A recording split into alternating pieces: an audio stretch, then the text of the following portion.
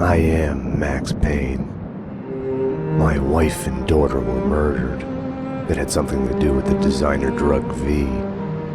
I transferred from the NYPD to the DEA, went undercover to find their killers. I got too close. I was framed for murder. With nothing to lose, I went after the Mafia during the worst winter storm in a century. My first stop was Vinny Gognitti, a lowlife in the habit of taking his frustrations out on underage call girls. I left him bleeding in an alley after I'd gotten what I wanted out of him. I met Mona Sachs in a gothic nightclub, Ragnarok. She was a hired killer. We were after the same man, her sister's sadistic husband. I was drawn to her for all the wrong reasons. I made a deal with Vladimir Lem. The Russian was a smooth operator. He helped me get to the mob boss I was after, but I was in over my head. The government was involved.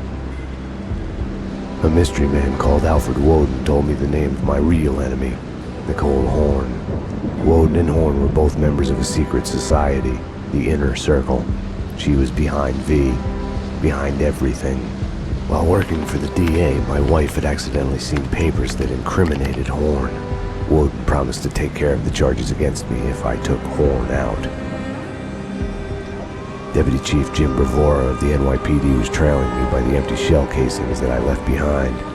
Gunshots made me deaf to the sirens, but they couldn't drown the sobs of my dead wife.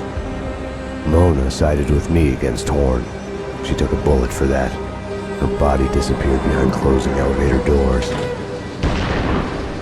I killed Horn. I gave myself up to the police. I had enough evidence against Woden to know that he'd keep his promise. I lied to myself that it was over. I was still alive. My loved ones were still dead. It wasn't over.